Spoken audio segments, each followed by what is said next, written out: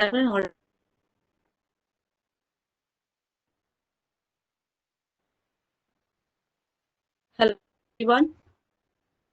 Welcome to the last session of online summer school advances in signal.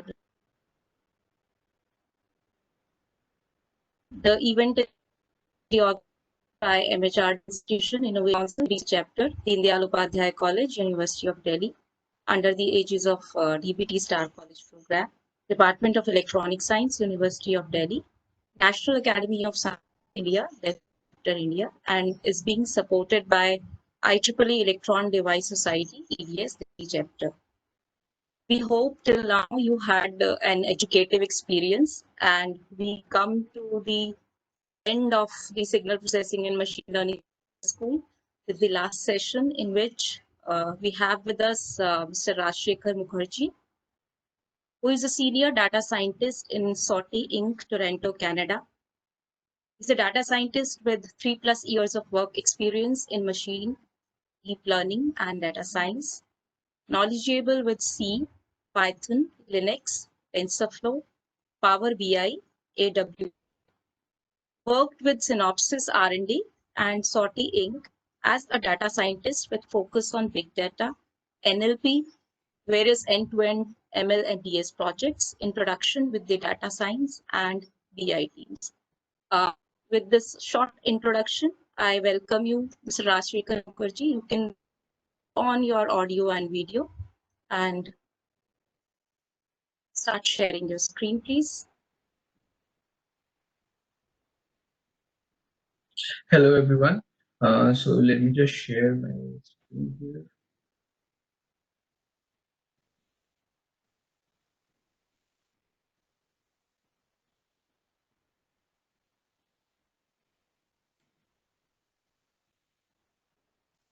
Yeah. Rajshekhar, if you, we are able to see you. Yeah. Hi, everyone. So pardon my bad looks because it's actually morning Saturday here in Canada, and hope everyone has enjoyed the sessions like Geeta ma'am has been mentioning. This is basically a session on object recognition and optimization of deep learning algorithms for mobile devices. What I have planned is like we can have two parts of the session. The first part, so for the 1 hour talk, for the first part, I would be going through all the projects, especially with company that I have been doing at Synopsys and SOTI and University of Ottawa. So these are some of the projects that would give you an inclusive idea of how to go about machine learning and AI and transition from any background to sort of merge into this field, know more about this field, and dive deep into that. Also, the second half is the last half an hour of the session would be a question and answer session that I would take question and answers from all of you and anyone who wishes to ask any sort of question as to how to transition into this field, what sort of courses to do, how to apply to the courses here in Canada, US, abroad, or even just the basic tools and technologies that are useful to go into this industry. It's quite a dynamic industry right now, and the tools and technologies are changing rapidly. But we have a certain sense of architecture as to what we should follow. So from that, I think the Q&A section that is provided in the Cisco WebEx can be useful for providing me with the questions. So any questions you have, you could just type in the Q&A section, and I would be happy to read them and answer them. Answer them all. So I will just begin with the presentation. Raj, please put it in the slideshow. Yes, ma'am. Yeah, so I hope we can just begin with the presentation now. So object recognition models and optimization of deep learning algorithms for mobile devices. So as many of you have got the background, what are deep learning models, what is machine learning, and what sort of models we use in this field. So object recognition models, basically why this project is useful. Let me give you a brief idea. So when we were working with Synopsys and University of Ottawa, and we came up with a project. So some of the clients wanted a very dynamic, very accurate, while a very lightweight object recognition model for putting it into cars, which would help them drive the cars without any human interaction. That means it's more about, if you guys have heard about it, it's autonomous driving, and it's pretty famous. Tesla is doing a very good job with that. And so is Waymo, Google Waymo. The miles that Tesla has recorded is pretty high, and that means they have big data sets to train on. So one of the challenges for us was that we did not, as a company which was just entering into that field, we did not have that luxury of data sets. So we had to come up with some idea which would take the models already defined on there are big object recognition models, and there's a concept called transfer learning. So we wanted to use that concept, and we wanted to come up with a highly accurate as well as a very lightweight model, which would not be GPU intensive or computationally very intensive, and it would also be low power. So it's basically object recognition with high accuracy, but on mobile devices, on lightweight devices. So that's about, so yeah, so the team for this was basically, we worked with around like 50 odd people all over the world. It's Europe, it's Canada, it's US, a lot of people in US, and India as well. So all of these, I think people were involved in this project with various aspects of it. We will dive deep into the various aspects, like some of them were in embedded systems, some of them were on the software side, some of them were on the deep learning architecture side, some of them were on the testing side. So all of them are needed in the project. So that's the basic grounds why the project came into picture, and why. And so I was a part of it for 1 year, and let me tell you some interesting things about the project. So this is an object detection project. It's application self-driving cars. Okay, so what are the models? RCNN is pretty much useful architecture in this, and it has been proved time and again. So it was one of the considerations for us. The YOLO, that is you only look once. That's a nice name for a very fast and accurate model, which is using the deep learning architecture uh, for I think it's CNN and RCNN based, but it's pretty fast because it scans the whole picture and divides it into parts, and then scans those parts for important frames. And only when it finds those important parts, it will scan more into that frame. That's a like a trickery, and that's a good way to optimize the time needed for processing each frame. So with object detection and any visual detection system, the problem is the bottleneck is basically the data transfer. That is the video frames transfer from input device to the CPU, and also the processing of these huge image frames. Now, the image frames are basically matrices, but the matrices can be heavy because each element of a matrix can be floating point 32-bit.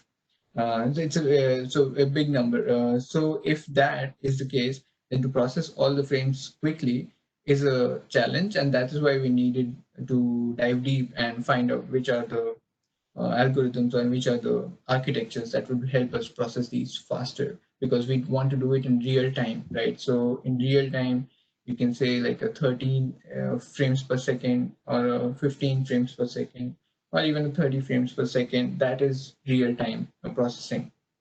If our architecture is very good, but we just process 1 or 2 or 5 frames per second, then it's not useful. So we wanted to check on that. Then there is the platform, that is whether it's a laptop or whether it's a dedicated embedded GPU or whether it is a Raspberry Pi, something like that. Of course, Raspberry Pi was very nascent. It was just for experimentation. Later on, we evolved into like embedded GPU. That I will talk about it in the final slides. Yeah, so this is a basic architecture of how an object recognition model looks like, or how the output will look like after the object recognition has been deployed on the image. So what we want to do here is we want to identify those blocks in those pixel blocks in the whole image, which have certain significant amount of data, and we want to identify what kind of data it is. So we want to identify whether it is a car, whether it is a signboard, whether there is a person there, whether there is some cycle, or whether there is any road blocker or something. So we want to identify all these, and we just want to process all these in real time and give it to the CPU for further action, so for further processing. Right. So some of them have high priorities, some of them have low priorities, and like a person is high priority object, car far in front is a low priority object. We want to prioritize that as well because processing might differ. The amount of computation might differ with object to object. I think I have another image. Yeah, so this is another image of the same. It's just a different background, and just to like make more clear, like what kind of things in real time, how the car sees in real time. This is how it will look on the road, which has less traffic density. So you see that a lot of objects are being, you can say, not identified. That's also an important aspect as to what to identify and what to reject, what to not identify, because some things we don't need, or we are not in the ambience of the environment that we are in. So we don't want to identify those trees or those buildings unless they are pretty near the car and there can be a threat or they can be something to account for in the environment. Okay, so this is another picture. Okay, so maybe some of you guys know that this is not just a visual, like a camera picture, but it's also a LiDAR picture. It's laser detector system. So many cars nowadays are kind of competing as to whether it's just just a camera system that they can use, or it's a combination of camera and laser, or it's just the laser system that they use. The advantages of laser detectors are basically they are very good with sensing the depth of the images, like you can see in this image, or sensing the distance of these images. So that's something to map the whole environment in a 3D picture. It's very important, and sometimes it's a lot of processing, but sometimes it's useful. Sometimes it's worth it. So if you have a 3D picture, you can actually identify the distance of each object from your car, and that would make it easier for the car to maneuver in the road. Yeah, the processing is the main factor with LiDAR systems. The processing power needed is huge, and the computation cost is huge. So many of the systems like Tesla are not even considering moving to LiDAR. They're just using camera sensors, and they're doing a fine job with it. So yeah, it comes all comes down to the architecture the company wants to focus on. So now it's very general, like more of a general picture. It's not just object recognition. It's any model selection pipeline that you work in would be looking like this. It will have some historical data. Then you will kind of distribute the historical data into two sets: training data and validation data or testing data. The training data will be useful and fed to the model for training purposes. It's more of a labeled data. So if you're doing a supervised learning, you feed this labeled data into the model trains its parameters, tunes its parameters according to it, tunes its weights and biases according to these training parameters. And once you get the training results on training data, just training data, you can see whether it's good or not, and then you test the trained model on testing data, like you see here below, and then you get the validation results on the testing data. So once you get those results, you just again go for hyperparameter tuning, whether there is some kind of random seed that you can add or some other biases that you can change, some other activation functions that you can change, or the parameters in the activation functions you can change. When that is done, then you again train the model data, or again train it, and I guess I will take the questions one by one in the end of the. But you're free, guys. Feel free to write down the questions in the Q&A section. I can take the questions one by one, either now or at the end of the presentation, and and we'll follow up on those. So the training data, or the so once the hyperparameters have been tuned, the model is trained again. And then the model is again subjected to validation data or testing data. Once we get the validation results, the test results, we see whether they are good or not, whether we are increasing in accuracy or actually decreasing, or there's no effect. Then depending on those factors, we again go forward to tune the hyperparameters in a different way. So there's a lot of you can say a lot of hyperparameters involved for a deep learning model, but there's a lot of research already done. So whenever you enter into, let's say, any sort of deep learning architecture, you will have certain biases, certain fixed biases from historical data that you can use, and some of them will be automatically set for you. So you don't have to care about all of those, but I think the most important part here is the data. That is the historical data, the training data, and label data. So that was one of the challenges, and its most challenging aspect of deep learning, because you need a lot of data. So if you don't have enough data, the model will not be not having very high variance. It will have high bias towards the data that you have set, and other data aspects or other data points that you might have missed, the model will not be able to cover those. Right, so we jump into the network architecture section. The network architecture is basically convolution neural network. So we used CNN. That's kind of like the go-to network for image processing, video processing. And we used the Inception v3 architecture. At that point, it was pretty good. Now there are more architectures. There's Inception v4, and there are other models as well. So it's a 48-layer deep neural network. And as you can see, all the layers have been arranged in the architecture.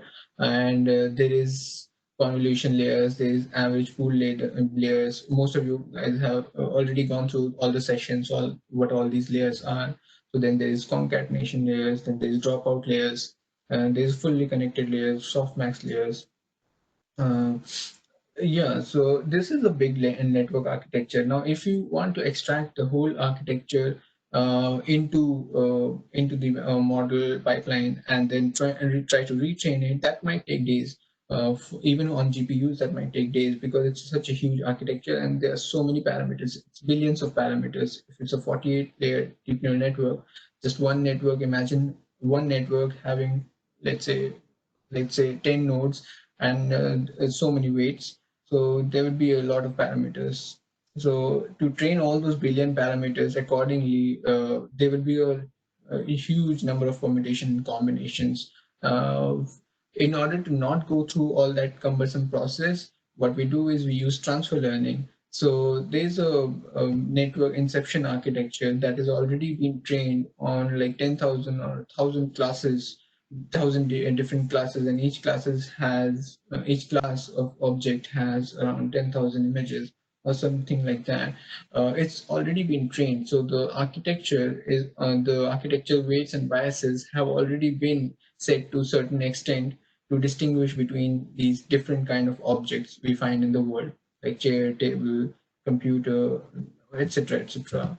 So what we want to do is we want to not take the whole architecture, we want to take a significant small portion of that architecture, but we want to just train and focus on that portion of architecture. For example, in cars, generally on road, you will see cars, you will see signposts, you will see people, you will see cycles, you will see different kinds of trucks and everything.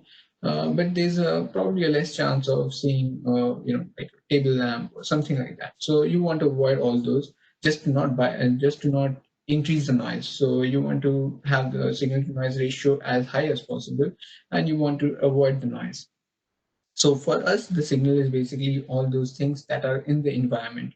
For an autonomous driving system, that is the case. For other systems, the environment changes, the objects change.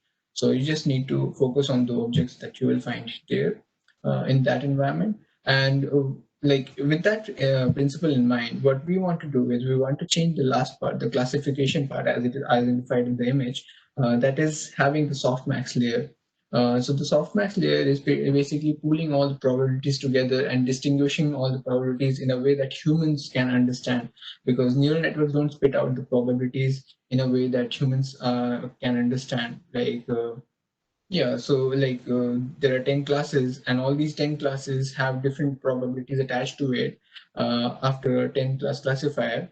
Now adding all these probabilities might not add up to one, which is the case for us humans to think. And that's the case that softmax handles, and it just distributes the probability in a way that humans can read. Now so I'll quickly move to the next slide. Yes, so the softmax layer is basically doing that for us, and we want to use that part of the network architecture. And the whole network is useful for us, but the softmax layer is what we focus on when we do transfer learning. The training methodology, we trained it on like, I think if it was for some days that we trained it on GPUs, and generally the learning rate was changed and hyperparameters were changed. We found out that this is a okay learning rate. If the learning rate is too high, you might miss some graphs or some points, some solutions. But if the learning rate is too low, it will be very slow, and you might actually get stuck in the local minima. So you want to kind of avoid both of them, and this was the optimum learning rate for our model, for our data set. That would be very variable. So the number of iterations, we increase the iterations later on. This was only for testing the hyperparameters, tuning the hyperparameters, and the platform was TensorFlow Queras. So the graphs that you see, they are basically real-time graphs with TensorBoard. The tool called TensorBoard is pretty useful for real-time graphs. You can definitely look into that. Yeah, this is basically the accuracy and the biases versus the number of iterations. So of course the accuracy, as you can see on the left, it will keep on increasing. It will touch 90% or 100% depending on the case, depending on the data set that you have, on the model that you have. I think the green line is basically the testing data set accuracy, while the orange is basically the training data set accuracy. So they should follow each other pretty closely. That's a good sign that you are not overfitting the model or underfitting the model. Right. So this is one of the graphs which will give you an idea of all these networks that exist, and this is a pretty good picture with all the mobile nets being the lightweight models, while the VGG16, VGG19 that came later on, the kind of heavyweight models with a lot of operations. And then there is accuracy on the left-hand side.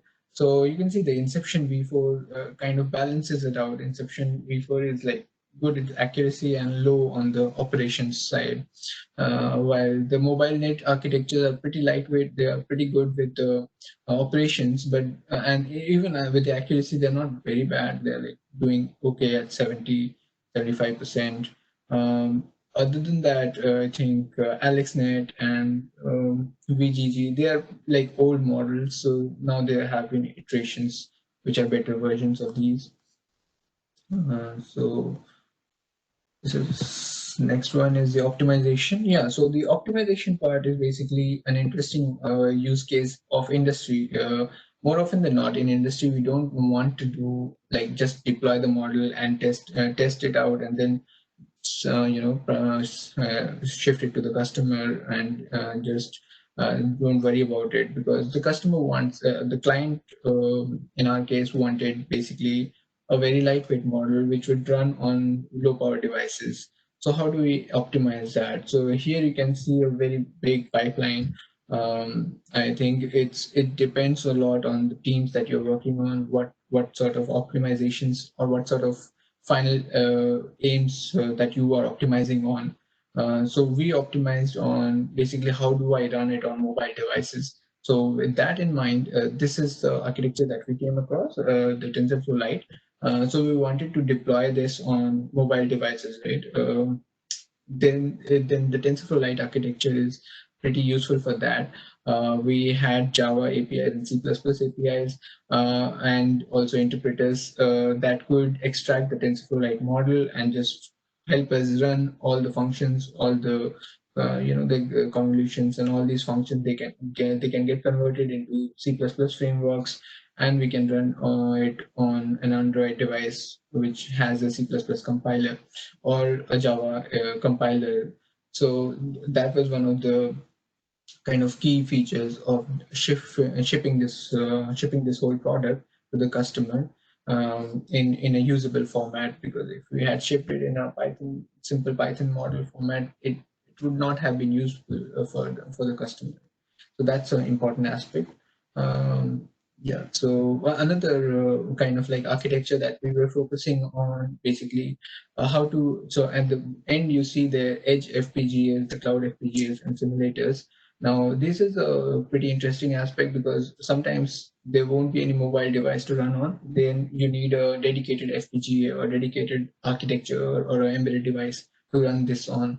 So then you have to just take the graph from the top, and like they can be various formats: TensorFlow, Keras, MXNet, PyTorch, all these different front ends, and all these different front ends have to be layer by layer optimized, and you can say developed into ISAs, or what they call it, ISAs, um, intermediate representations, IRs, and these will go through graph optimizers, then tensor optimizers, then a VTA JIT runtime. Just-in-time runtime is a very useful process. We don't want to get stuck while the model is training for a long time. We want to get the output even while the model is training. Then we want to deploy it on an architecture, on a microarchitecture of an embedded device like FPGA, edge FPGA, or a cloud FPGA. So that's where the deployment comes in. So we have front end, we have compiler code generation, we have hardware design, and then we have hardware deployment. So that was the whole project that we wanted. I guess I covered it in time. Yeah. So thank you, everyone. I guess I will just focus on the questions that you have put now, and I will stop sharing, or maybe I can just keep on sharing and take the questions that you have.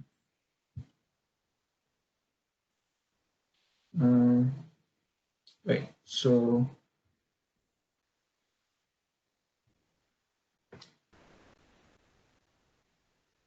how can we? So one of the questions is, how can we solve issues like object spotting and occlusion detection in real-time systems?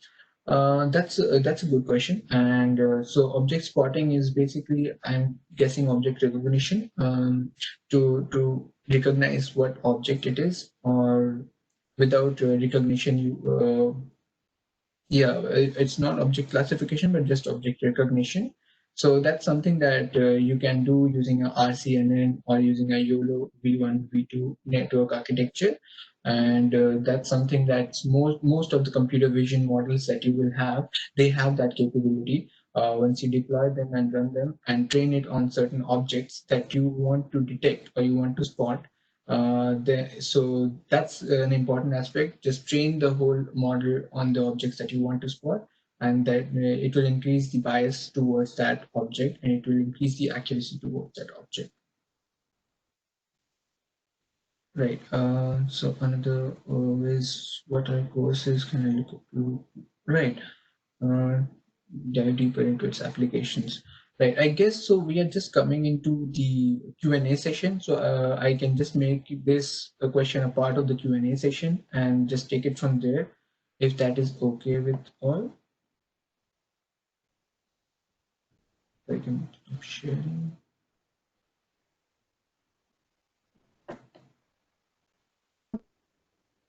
You can go right there. Okay, ma'am. I'll just go to the Q&A. Yeah, I can see the Q&A here. Oh, there are lots. Okay. So I will try to take all of these one by one. Yeah, so what type of algorithm is used in this object identification model? I guess we went over that. Probably the algorithm that you see here is you mean the algorithm within the CNN, because then there will be many algorithms. There will be an optimization algorithm. There will be model algorithm, basically, which transfers the weights and sets the weights and biases in the model itself. And there will be gradient descent or backpropagation. All these algorithms are quite a kind of part of CNNs and deep neural networks. There will be other algorithms as well for optimizing the hyperparameters. Yeah, so those I guess will be the algorithms that are mostly used. Most important one is the gradient descent one. So if I want to tell you like which algorithms are useful in machine learning, deep learning, I would say go for linear regression and logistic regression. That's the basic one. And if you can identify all the parameters involved in that, you can identify like visually what is happening. You can have an intuition of what is happening in linear regression, how the like how the graphs are progressing and how the weights are set, and how do you approach the global minima or minima. That would be a good start, and then you can go for like gradient descent, gradient boosting, or yeah, or backpropagation is an important aspect for deep learning networks. Most deep learning networks have backpropagation. How the so backpropagation in brief is basically the weights cause some errors in the final output. Those errors are to be minimized. So we just propagate those errors back into those neural networks one by one, and selectively find how much change or how much delta change will be there in all these weights. So that's kind of like a very, very brief idea. But yeah, I'm sure you can find something similar to that on the internet. That would be very useful for starting. Uh, okay, so the next question is what to do after BSc Physics to become a data scientist, which languages are preferred most, and how to apply for these posts. Yeah, so that's a very good question, very relevant question.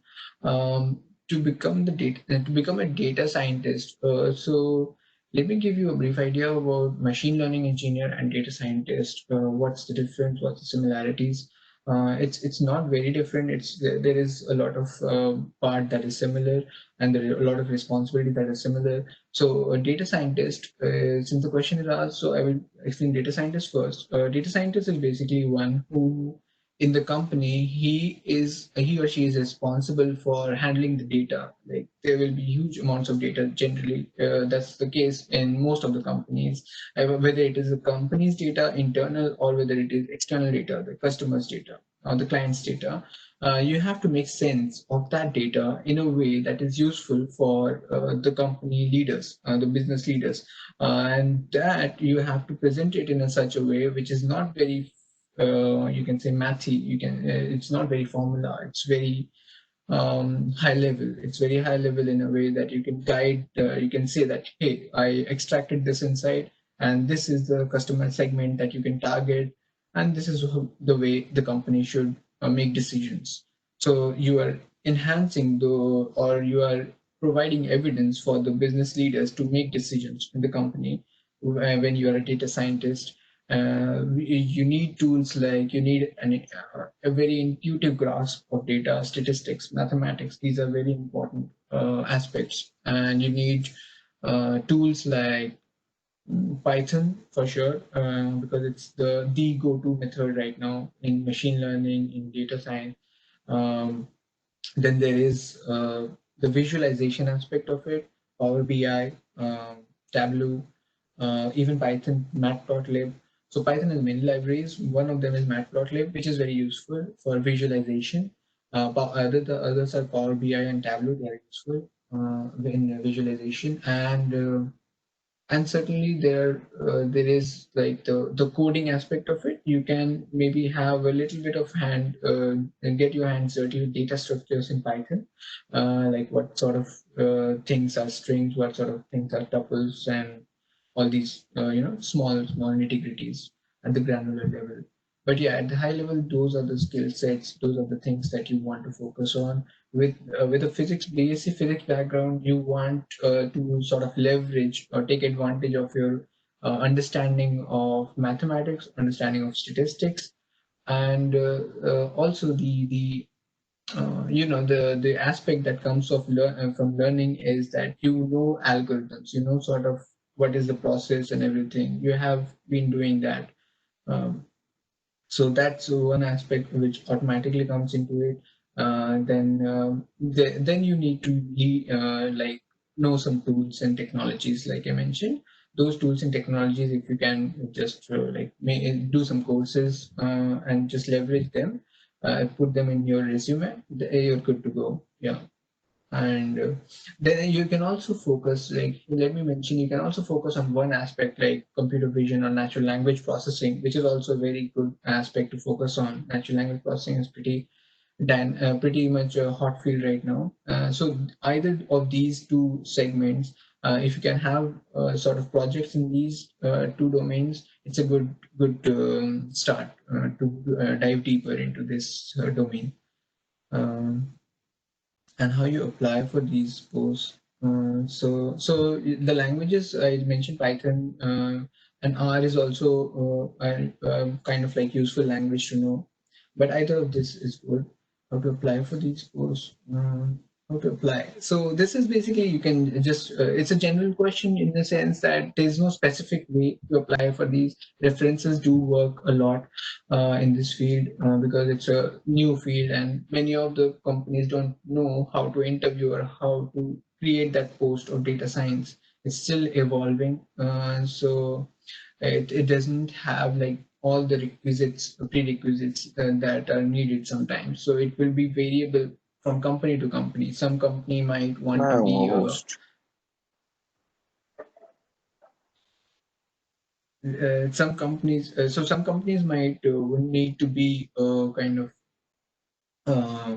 some companies want you to go towards the visualization aspect. Some companies want you to go towards the statistics aspect. So that will depend on the roles and responsibilities enlisted in the job description. But yeah, use LinkedIn a lot. Use all these Glassdoor and all these job application portals a lot. Use references. Try to connect with those people who are working in this field, and then find out like uh, how to go, like find out how to go into their company, or some links from there. Hope with that I answers a lot of people's questions, so that I took a long time on. Then there is, yeah, so the next question is, which type of cameras you're using and which softwares you're using for detecting cars. The cameras is initially we started with a 5 megapixel camera, but you increase the pixel size of the camera. Just that you have to take in picture the data pipeline or the data bus that you're using. If it's a high pixel camera, it will have a high data image, like it will be 10 MB. One image will be of 10 MBs, and you have to transfer it and process it on the CPU, so that you are risking that. So even if you're increasing the pixel value and increasing the accuracy per pixel, you're risking the computation power. So that's a trade-off that you can make. And also with software, so there's no specific camera, and the softwares are basically you can use Python, and to run Python you can use, even now it's a very good tool to use, which is known as the Google Colab, which is similar to Jupyter notebooks. They're using Colab as a like you have all the servers and everything running on Google Cloud, and you just need to go online on your browser and just start typing the Python code, and it will keep processing. It will keep interpreting that code, compiling that code online. So you don't have to install any libraries, go through all that all the dirty hand stuff. You can just directly go and run your code. Um, there are some limitations, like you will discover when you start using it, like you cannot connect to a lot of database. If you have it on your computer, you'll have to first upload it on cloud, and you will have to compromise on security aspect. So you're kind of uploading it on the Google Cloud. So maybe that's not a good thing to do in companies, but for practice, I would say that's a good start for sure. And there is other IDs like Anaconda and there's PyCharm. They are very good IDs for Python. So those are some things that we also used while running these. Later on, we shifted to Linux and we shifted to Bash for processing or for converting the whole code and compiling the whole code onto like embedded architectures like FPGAs and stuff. So then you don't really need the front end or the front end. You just need to code it on the back end. You will come to that later, I guess. It depends on the aspects of the company as well. Yeah, if it's a hardware-based company, then you will need that. You will need that kind of tech. Otherwise, it's more of the front end part, the Python and everything. Right. So next, what should be the value of random seed for architecture while performing regression experiment? That's a pretty specific question, and it depends a lot on, you can say, I mean, you can keep it 0.1, you can keep it 1, but that will again depend a lot on the data set that you're running on the optimization function that you want, and it will also depend on the architecture for sure. Yeah. In this case, in this architecture, if you're asking, I'm not sure if I even said that because it was automatically picked up. And generally, random seed won't affect much of the experiment. It's just the starting point, and through the number of iterations, that will just get set to a particular value of accuracy that you have. Generally, it won't affect much. Yeah, but it's a good thing to experiment on. Okay, so can't we use machine learning to get the best hyperparameter for our model? Can't we use machine learning to get the best hyperparameter for our model? I'm not sure I understand the question, but probably you're saying that even to select the hyperparameter, we need another machine learning model. If that is the case, that's a good idea. There is that kind of an aspect that how to tune for hyperparameter. You have AutoML from Google, which is trying to do that, like which is trying to come up with various bunch of hyperparameters, trying to see what kind of accuracy we have, what kind of cross entropy and all these final results we have, and trying to guess the hyperparameters using those results, and then feeding it back to the model, then again taking the output. So that is also there. Yeah. I guess there are a lot of questions, so I have to go a little bit quickly. So the manager asks how object detection models can be used for a dataset to detect new object detection purpose. Want to know parameter to keep in mind while performing training our own data. How object detection models can be used for our dataset to detect new object detection purpose. Want to know parameters to use. Okay, so I guess the question is basically asking how the object detection models can be used on a specific dataset to detect new objects, and that is difficult. If the parameters to keep in mind when performing training on data. The parameters to keep in mind would be like all those parameters like weights, biases, all these hyperparameters for the model specific architecture that we are using. The hyperparameters would be the depends on the model architecture we are using. For RCNN, there will be some alpha and beta parameters that are generally changed, or learning rate is an important parameter. Backpropagation, how much error you want to backpropagate, that might be an important parameter. Yeah, and so for the first part of the question, I'm not sure it's possible. Like if you are using transfer learning, there will be some objects that are already given to identify, but if there is no label data that the model is trained on for that particular object, and we want to detect that new object, then it's not possible. But yeah, you can always supply the model with those images, those particular, like many images of that particular object while transfer learning, while retraining the model. And once we have done that, that is, I would say, the example in TensorFlow for Poets Part 2, which uses inception model that you can focus on, and you can create a data set with the new data, with the new images, and just retrain the whole pipeline. And then I guess you will see an increase in accuracy while detecting only that particular object, that particular new object that was not already part of the data set. Right. So the next one is, what importance of data representation in deep learning? Can it work well on 1D signals? What's the importance of data representation in deep learning? Can it work well? Data representation. I'm not sure I understand data representation. Is it the way the data is? Yeah, I'm not sure. Aditi, can you maybe clarify on that question? I'll come back to it again. How to modify Raj, parallel? sorry to disturb you. We can begin with the next part of your talk and we'll take the question answer at the end. Mm-hmm. Yeah.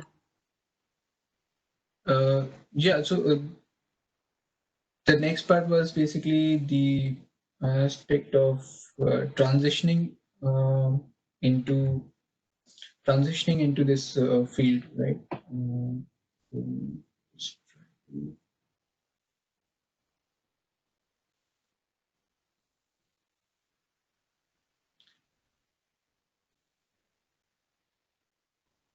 Right. So the next part would be basically um, for transitioning into machine learning and AI domain.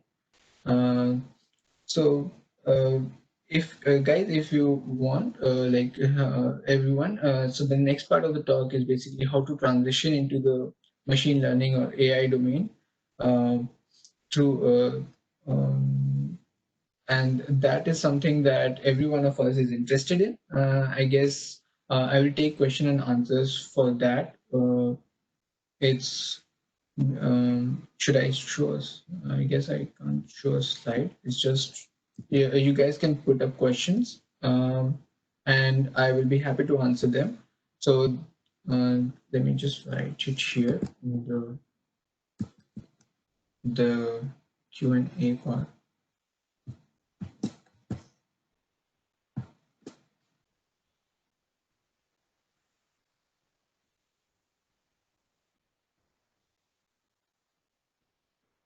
Right. So that's for the next part. And yeah, let me know if any one of you has those questions. I would be happy to answer them.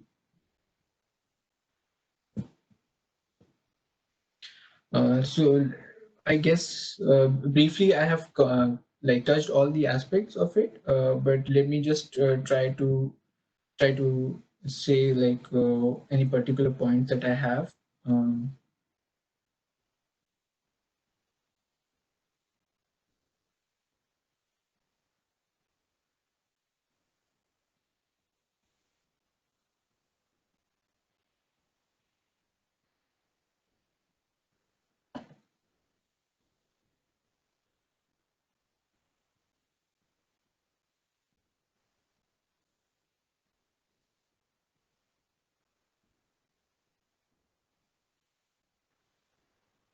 Raj, you may go again to the QA section.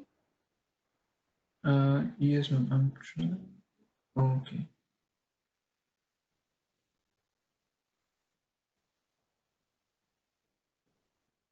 Yeah, I guess it's the same questions. So,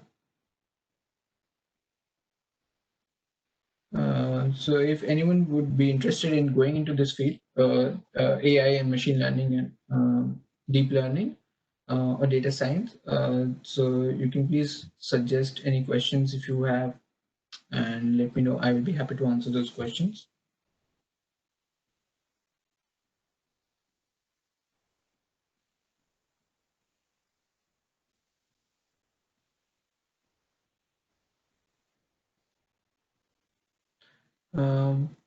Maybe I'll just pick up some of the questions from previously, which will be relevant to this topic. Yes. Yeah, so for example, is it good to, so one of the aspects was how to do, which discipline to, how can we get into data science after pursuing bachelor's in maths honors? What all courses can we pursue and how should we proceed? So let me go through this quickly for everyone's benefit. The as a background in maths, statistics, and that part. So that is one of the three pillars you can say, or four pillars of being into pursuing data science. So the four pillars of data science: one is the maths and the stats part, one is the communication part, the visualization part, the third one is the visualization part, and the fourth one is the coding part, the programming part. So the coding is basically from Python and R and all these languages that you get to handle the data, know some nuances of the from the data, and extract some insights from various data sources. So you want to use all those data sources. Maybe you also want to learn a bit of SQL, SQL, which will be very useful for you to extract the data from databases. And then there is the maths and statistics part. Of course, since you have a background in maths already, so you will have a lot of advantage in that part. You will know what sort of statistics algorithms to use, when to use those algorithms. You will know what is happening in a machine learning algorithm when you study what is actually happening in the background. You will know an intuitive knowledge of those algorithms. So that's very useful because as a data scientist, you want to look at the data and see what kind of algorithm can be applied. And it's not just the application and the results part, it's actually which kind of data we have and what sort of algorithm will be useful for extracting proper insights from the data. So that's the very critical. That's a very critical aspect, and you want to also be able to communicate those results and convince the upper management that yeah, this is what the results are, and this is what I believe these results are. Like these results are correct. So because they won't maybe not have that technical acumen to understand the data, so you want to be kind of like a bridge between the management and the data the company has. So that's the communication aspect of it. So I would say definitely work on those aspects, work on the programming aspect, work on, like, you already have a maths background, work on the machine learning, just study the machine learning algorithms, how they relate to the mathematics, or the stats algorithms that you have already studied in the courses, and go about learning KNN, supervised learning, unsupervised learning, SVM, all these models, not just the deep learning models, they are high-end models, but I guess a lot of companies use unsupervised and supervised learning, K-means, clustering, KNN, all these algorithms, very simple ones, but you have to have an intuitive grasp on those aspects. And then there is the visualization aspect. Power BI or Tableau doesn't take much time to learn, but it's very useful and handy when it comes to showcasing your showcasing your pictures with beautiful graphs, and something which anyone can understand without a background in the particular data science domain. So that would be my advice. And then let me take another question, which will be again relevant to applying for eligibility in data science. That's interesting. Okay, so applying for courses to Coursera, great learning types. online teaching sites? Will it be beneficial and will it be counted for eligibility? Of course, definitely. Online courses or MOOCs, Coursera, Udemy, so many of them are there right now, and you can definitely rely on these courses. Companies definitely want these in the job description as well. They add this that you have to have certain courses, like online courses on machine learning, Python for data science, Python for machine learning, or machine learning course 1, 2, 3, beginners and everything. Even the AWS course, like the online architecture AWS courses, all these courses will be very useful, and these will be counted towards your eligibility, or you can say in the competition you will be better off if you have these in your repertoire.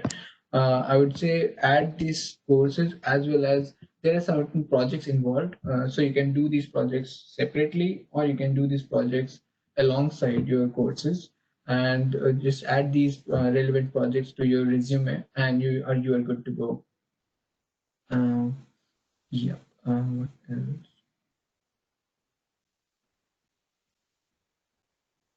So would you please suggest good sources for online for machine learning and deep learning? Yeah, Coursera, Udemy are good, and there is Python Academy as well. There are lots of good courses. Just select the most used ones or the most famous ones. I would say that's a good strategy. And what else? Yeah, I guess I've pretty much taken most of them.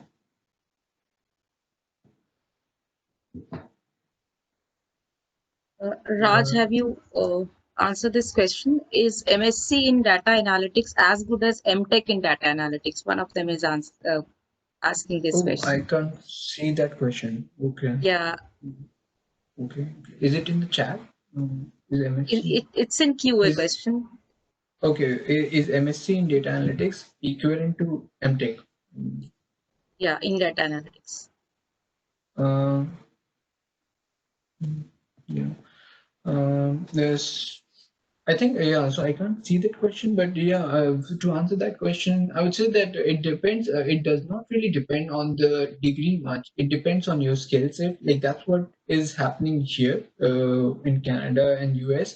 The degree is basically an authentication that you are up to a certain mark, and now you have to show the skill set, perform in the interview, answer the questions in the interview, and as long as you can answer that, as long as you can do the job for the company is happy to take you.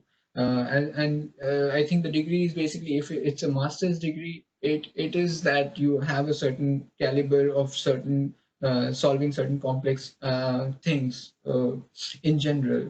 If it's a data science master's, of course, there will be a big advantage for you. Regardless of it's a MSc or MTech, if it's a master's degree in data science, it will be a big advantage for you. But you have to take into the account that there will be other competitors as well in the interview. When you are eligible, you have reached a certain level, but the competition is not eliminated unless you perform well in the interview. So that's one of the aspects that you have to take into mind. Uh, Doing masters or doing courses is one good aspect because you know it all in a structured fashion, like what to know, where to know from, and in a structured and guided way, you can just do the whole things. That's a big advantage, I would say. Having said that, it's not necessary that you just have to have courses. You can also do it on your own on the side. So even if you have a master's in, let's say, electronics, even then it's not a big deal to just know about data science, and because the field is such that it's open to all right now, it's not a specific course that only these people can apply. So it's a pretty level playing field right now. Uh, so, Raj, can you see other Yes, questions? yes, ma'am. Now I can see these questions. I have been working on wavelets. So I will pick up the questions which are useful for this session. Like one of them is, will it be useful? Will it be helpful doing MSc in US? I think one of the aspects that we missed is the masters from abroad, how it will be helpful and how it's relevant. So see, the data science or the machine learning and deep learning started from Canada, like all these three pioneers, Jeffrey Hinton, John LeCun, and these three pioneers were from University of Toronto, University of Montreal. They started in Canada, but now it has spread out. Like there are a lot of US universities which are pretty advanced with this stuff, machine learning and data science stuff. And there are a lot of courses as well which are going on in these universities. In order to apply for them, you have to have those you can say the merit to apply and get selected, because then if you are selected in this university, you already have proven yourself that yes, I am this good, and then you can go forward into the job market and say that at least I'm this good. Now this is the time to interview, and you can prepare well for the interview. So that's an advantage automatically you get when you do a master's from abroad. And there's a lot of hard work involved. There's a lot of you can say patience, and there's a lot of time involved. It's not just a 1.5 year or 2 year degree. I would say it's a 3 or 4 year kind of structure that you have to have in mind. Preparation up to building up to that, applying for all these things on passports, like starting from that to the aspect of coming here and learning stuffs here, because the courses here are not very similar to what we find in India. It's a little bit of do it on your own kind of a style, and it's a lot of consistent hard work for a lot of period, like 3 years period at least. And then you can like say that yeah, hey, I have a master's here, and now I can go and pursue these job openings here. Uh, in terms of job openings as well, there's a lot of job openings in US which are very much in tune with machine learning, data science, and deep learning aspects, because they are a little bit, the industry is a little bit advanced there. So that's a good opportunity to catch on. Like if you have a higher degree, then you can access the job market in that country. That's a kind of like a leverage point for you. And the competition is actually less, I would say, after you have that master's degree and you enter into the job market here compared to what you have in India. But it's a debatable point. It's a big it will need a lot of discussion. But having said that, to apply for abroad, you don't need to have any basic degree that is required. You have to have just meet the eligibility criteria, and then have a lot of projects, have research papers, and have some good references. That will be very helpful. And then there is other aspects depending on country you apply to. There will be some exams, competitive exams like GRE, IELTS, all these exams that you have to prepare and do well in. That would ensure your admission into these like higher education into US, Canada, Germany, all these countries. Mm. Nodal Center. What is the Nodal Center for Research in Big Data Science in India? In Big Data Science in India, I'm not sure I know 100% correctly, but I would definitely argue that triple ITs are pretty good in data science and machine learning and big data. That's what I have had an impression of. Then there is IIT as well. Some IITs have pretty good information technology research groups which are working in data science, big data, and machine learning, all these aspects. There are particular courses as well, which are now these are coming into picture, and you can go for those courses, like particularly for data science and big data. Even some management universities are like putting up their courses in data science. You can say like data science branch of management, because managers also need to have those data analytics skills and to stand out.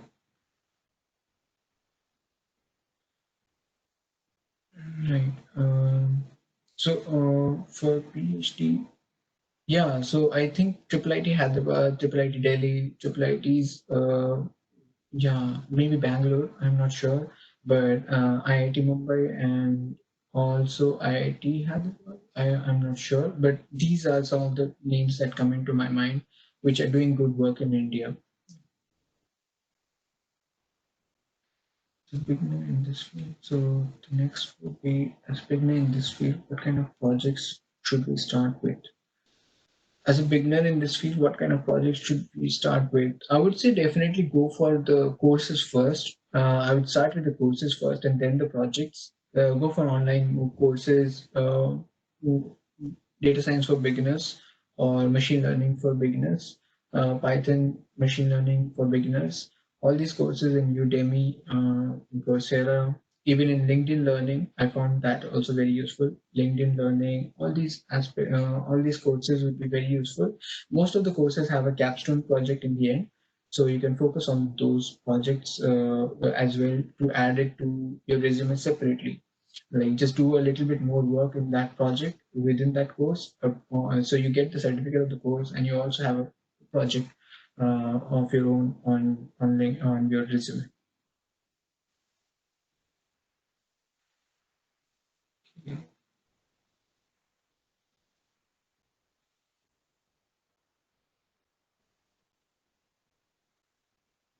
Yes. Uh, yeah, sure, no problem. So,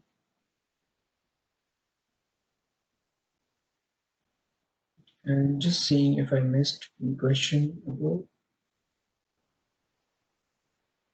Uh, Raj, if there are no questions, Yeah. we can end the sessions now.